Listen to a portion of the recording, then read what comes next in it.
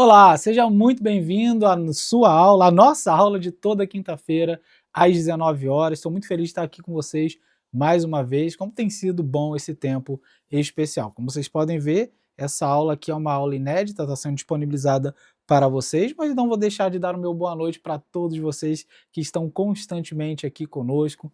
Então, meu muito boa noite para cada um de vocês que já estão aqui, que estão entrando, que estão participando desse momento. Então, vamos à nossa aula, a gente tem muito a falar. Hoje nós vamos falar sobre o xiste como aquela piada do inconsciente, atravessada e que pode ser revelada de maneira lógica na consciência, mostrando para a gente como que o nosso desejo pode de alguma forma ser realizado pela brincadeira. Ou como diz o Freud, brincar pode se dizer de tudo, principalmente a verdade. Então a gente vai pensar por esse viés e mostrar como é que o xiste ou os xistes eles são muito importantes para a compreensão do conteúdo do nosso inconsciente ou para as formações do nosso inconsciente. Então, mais uma vez, o meu muito boa noite para você que está entrando agora, para você que está assistindo essa aula depois. Você é muito bem-vindo aqui e que você possa aproveitar o melhor que a gente tem para te entregar como conteúdo, como psicanálise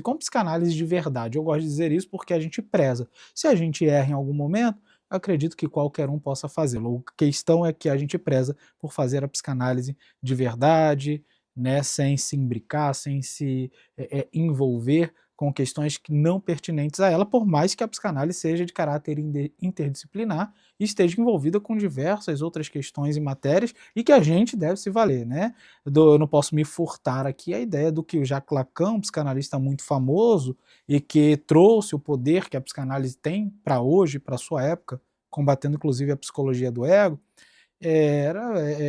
se valeu dos movimentos estéticos da época, né? O surrealismo, a filosofia hegeliana, a gente tem o estruturalismo do Lévi-Strauss, a linguística de Ferdinand de Saussure, então a gente tem aí muita coisa boa que se intersecciona, mas a gente também procura entender a psicanálise como ela é de fato, né? Sem trazer aqui questões que ferem esse trabalho. Então, hoje nós vamos fazer esse trabalho pensando no xiste. Eu quero começar então falando de um xiste, uma piada que alguém poderia fazer, pelo menos ali em relação àquilo que está vivendo, né? Alguém pode chegar para um terceiro e dizer assim: meu inconsciente anda tão carente que sonhou com meu ex pedindo desculpas. Ou eu me sinto tão carente que sonhei com a minha ex pedindo desculpas. E o que isso pode revelar? E depois a gente entra na explicação do xiste em si, segundo a perspectiva de Freud, trazendo também a ideia que Lacan tem para a gente. Em primeiro lugar, que a gente tem um conteúdo que a gente chama de conteúdo recalcado, né? O Verdun, aquele conteúdo que não se pode aceitar na consciência, né? Aquele conteúdo conflitivo, traumático, aquele conteúdo que a gente não aceita na consciência e tenta esquecer, deletar, não é deletado, não é de fato apagado, mas de alguma maneira é sim esquecido, mas se esquecer não quer dizer que aquilo sumiu, desapareceu, não faz mais parte da minha vida. Muito pelo contrário, ele permanece.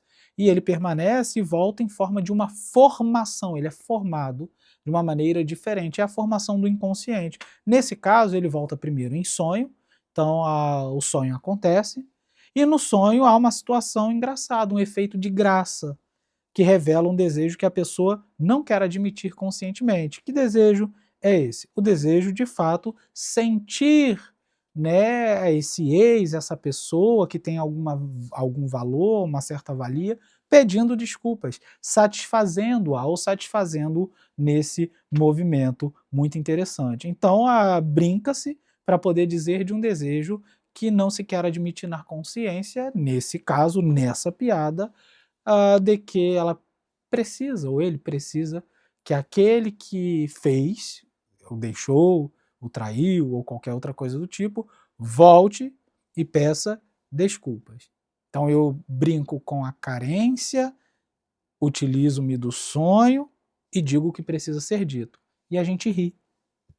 Mas a gente ri de um desejo que se manifesta. Então, de maneira social, porque eu estou contando uma pessoa, e de maneira, então, momentaneamente realizado, acontecendo. E o Freud vai investigar, então, o xixi ele não como uma simples piada. O que a gente está vendo aqui é justamente isso, é uma manifestação privilegiada do nosso inconsciente em ação. Então, ao analisar, a gente vai descobrir que ele compartilha mecanismo com, por exemplo, os sonhos, né? O xixi compartilha esses mecanismos com os atos falhos, ele compartilha com os nossos sintomas neuróticos. A gente pode pensar nesse xixi muito para além apenas da piada em si, né? O dizer em si. Mas, como eu falei, articulado ao sonho, articulado ao sintoma, articulado ali ao meu tropeço, né? Um ato falho que, na verdade, é bem sucedido. Então, o que é um xiste, né? O xiste ele traduz-se do alemão Witz, né? Esse Witz ele pode ser pensado para a gente de diversas maneiras, como outras línguas trazem várias possibilidades, como graça, no sentido de gracejo, né? Espírito. Ele pode ser a piada, né? Inteligente, em si, piada inteligente, né? Vamos botar isso entre aspas, porque isso é curioso para a gente. Então, ele é diferente, por exemplo, de uma piada vulgar, de uma piada, então, assim, como um humor grosseiro, pensado logicamente, porque o xixi ele envolve já um jogo de linguagem. O xixi é uma piada muito mais, vamos dizer assim, rebuscada. É uma piada que carrega duplo sentido, é uma piada que carrega abreviações, é uma piada que tem deslocamentos. Se você parar para pensar, é sempre uma piada que parece ter algo que se deixa sobrar, uma piada que se deixa pensar, uma piada que tem algo a ser pensado a partir dela. Sabe? Não aquela questão da vulgaridade direta, mas de uma possibilidade de. Né? Há reticências que faz a gente pensar e rir. Entendi o que você falou. KKKK. Bom, isso está ligado muito ao xixi por conta do seu jogo de linguagem. Essa capacidade de dar duplo sentido, abreviação, deslocar, condensar e por aí vai. E isso tudo por quê? Porque há a possibilidade do prazer obtido ao confrontar a nossa censura psíquica. É aquele desejo momentâneo realizado, o contorno da censura, a formação do inconsciente. Assim como no sonho a gente sonha e realiza o nosso desejo, alucinatoriamente falando, há um contorno, então que a gente vence a barreira da censura e realiza esse desejo superando-a e fazendo gozar, né? Fazendo sentir esse excesso, essa alegria. Então isso é muito interessante porque o Freud lá em 1905 ele vai mostrar para a gente que os mecanismos dos xixes eles se assemelham inclusive ao dos sonhos, aos mecanismos dos sonhos, aos mecanismos dos sintomas, porque eles se revelam conteúdos reprimidos ou recalcados por meio simplesmente de formas disfarçadas, né? E a gente tem os principais mecanismos que a condensação, né? A gente pode ver isso no xixi, várias ideias que se fundem, né? Numa só imagem ou expressão, no próprio deslocamento, aquela carga psíquica que é transferida de uma ideia importante, né? Para uma ideia mais trivial, uma ideia mais boba. A gente tem o duplo sentido, olha só a questão do jogo de linguagem, né? A exploração da ambiguidade das palavras, a beleza, né, de se dizer uma coisa dizendo outra, né? Ou desmentindo, né? Porque o xixi muitas vezes diz algo proibido. Mas o que se protege? Ou como a gente se protege de algo proibido na piada? Fazendo rir. Fazendo rir. O riso é a janela para o proibido. Você hoje vê, inclusive, né, discussões no campo da profissão, daquele que faz stand-up, aquele que faz a comédia de palco, aqueles que apresentam questões que nos são, vamos dizer assim, veladas de maneira lógica, consciente, né, política, mas que num palco ao rir isso se quebra porque o humor ele teria essa abertura para se dizer o indizível, né? Para se dizer aquilo que não se pode, porque rindo-se a gente pode dizer qualquer coisa. Então há um sentido no desmentir. E a economia psíquica. Por quê? Porque ao provocar o riso, o xixi ele descarrega uma tensão emocional reprimida. Entende? Ao provocar o riso, a gente provoca em si também esse lugar de sobra, de alívio, né? Por quê? Porque o prazer do xixi é o alívio da censura. O Freud ele vai observar que o xixi ele permite o retorno do recalcado de forma disfarçada e aceita socialmente. Aqui está uma expressão interessante, aceita socialmente. Assim como, por exemplo, o mecanismo de defesa da sublimação, né? Sobre quando nós, então, contornamos certas agressões, violações, violência, e passamos, né, a sublimação como esse termo emprestado da física mesmo, quando a gente passa de um estado para o outro sem passar pelo estado intermediário, né? Então, um exemplo, né, do sólido direto para o gasoso sem passar pelo líquido.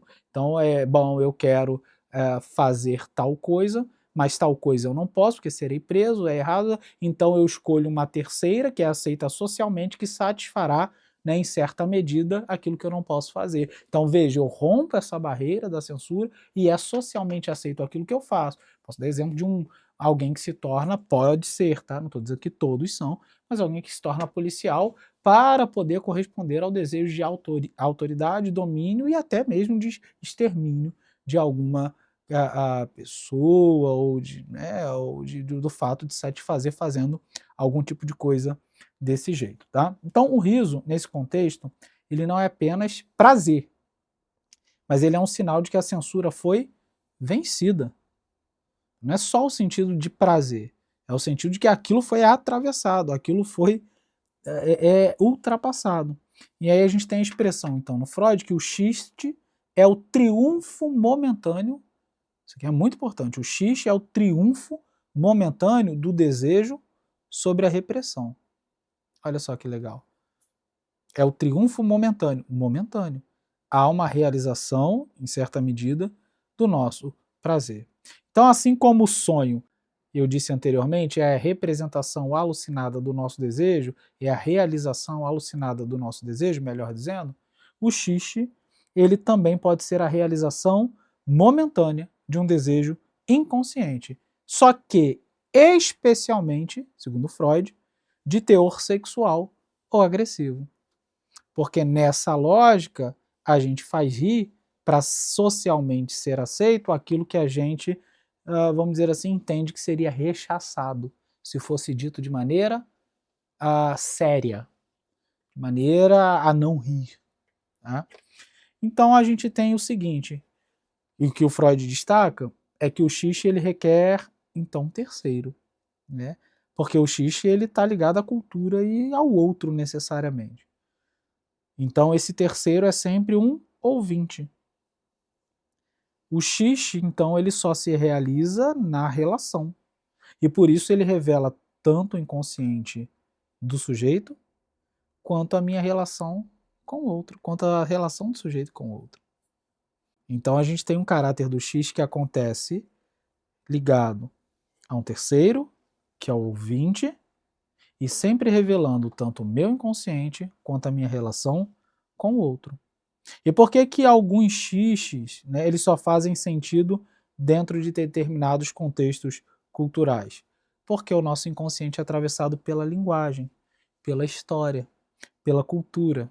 E isso é um ponto, inclusive, que é retomado por Lacan, já que o Lacan pensa no inconsciente estruturado como linguagem, como uma linguagem, como lógica de linguagem, vocês vão entender então de que o xiste acontece em determinados contextos justamente porque ele atende uma necessidade de relação com o outro, mas também com o outro debaixo dessa cultura, dessa produção.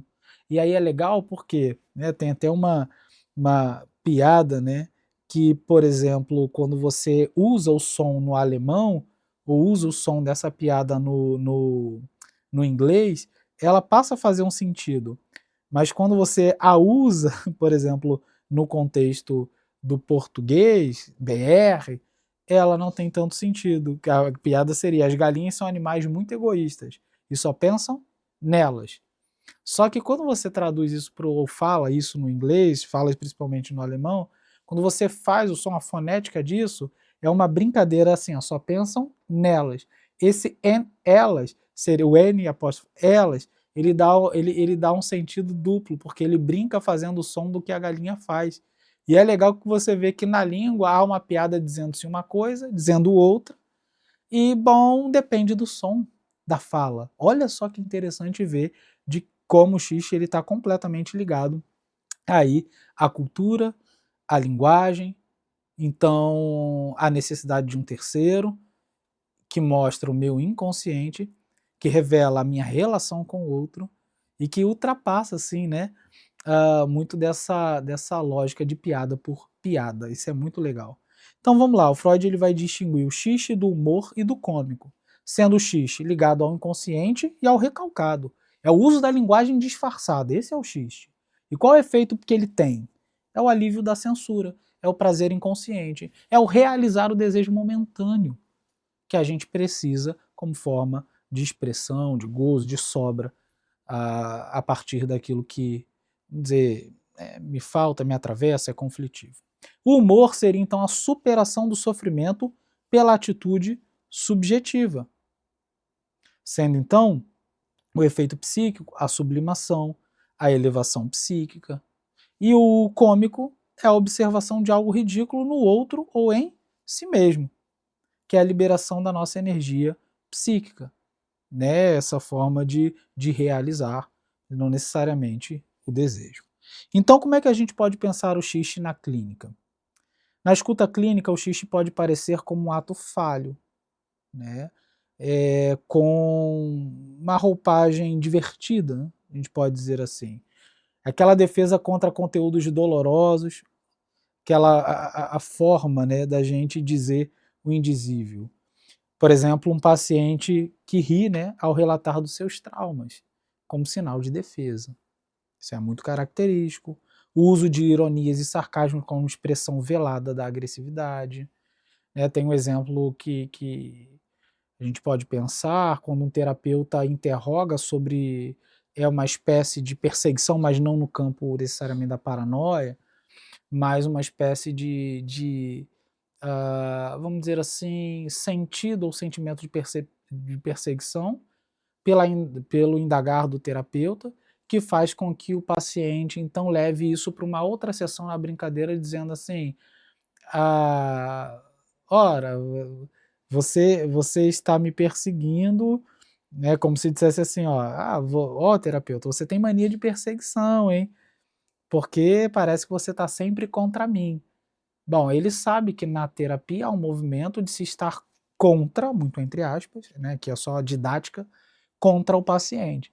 Porque o paciente não quer ser curado, ele precisa enfrentar a partir das perguntas os seus conflitos. Então o terapeuta levanta perguntas, ele se sente então atravessado, ele usa essa ideia de que se está contra ele e brinca com a interpretação do terapeuta dizendo: parece que você disse que eu sou perseguido, então eu estou tendo sentimento de eu estou tendo a ideia de que você tem mania de perseguição. Você tem mania de perseguição.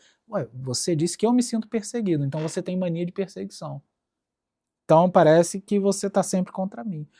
Entendeu? Esse sentido faz com que a gente consiga refletir, né, como que isso está ali ligado a essa ironia, esse sarcasmo velado, né, de agressividade. E o xiste sobre a própria análise, né? A resistência, né? Ou a revelação. A gente vai ver isso na clínica. O analista ele vai então aprender a escutar o que o sujeito quis dizer apesar de si. Porque nessa brincadeira, então, a gente pode tirar muitas coisas daí. E devolver ao paciente. Que essa brincadeira está muitas vezes presente na forma de como ele brinca, né, com aquilo que se diz. E para a gente poder fechar, gente, como é que a gente pode pensar isso então com o Lacan? Sendo inconsciente, mais uma vez, estruturado como linguagem. Lacan então retorna a Freud para afirmar que o xiste mostra que o inconsciente opera como linguagem, debaixo da cultura, em relação ao outro, utilizando trocadilhos, ambiguidades, cortes, jogos de significantes. Então os xistes eles são uma via de acesso privilegiado à estrutura simbólica do sujeito. Tal como se manifesta o ato falho, o sonho, o xiste também é uma formação simbólica. Ou seja, aquilo que se aproxima no Lacan do inconsciente, ou é o inconsciente, e que revela para a gente esse desejo momentaneamente satisfeito, que contorna e supera a censura. Então o xiste para Freud ele é mais do que uma piada. Ele é uma forma do inconsciente que permite expressar desejos recalcados. driblar a censura e revelar algo sobre o sujeito. Ao mesmo tempo, ele mostra que o inconsciente fala, brinca, escapa, surpreende, quando a gente acha que está apenas rindo, quando a gente acha que é só rir por rir. E onde vocês vão poder estudar melhor sobre isso, Xixi e sua relação com o inconsciente de 1905, o vocabulário do Laplanche-Pontalis. Vocês vão ver isso também na instância da letra no inconsciente, nos escritos de Lacan, 1966 ou 1957, dependendo da edição, e 1966, Zaha. E Safatli, né, o Xixi e o inconsciente freudiano como crítica à razão, Vladimir Safatli, que é muito bom, vale muito a pena também a leitura, ok? A gente tem outros textos também, mas você pode consultar depois junto a gente que a gente passa para você estudar, tá legal? Espero que você tenha gostado de mais uma aula, estou muito feliz. Dá uma olhada aqui na descrição, tem um link que com certeza vai conduzir você para algum lugar muito especial, clica nele e a gente se vê na próxima aula. Meu boa noite, muito obrigado e até quinta-feira que vem, ao vivo. Até lá.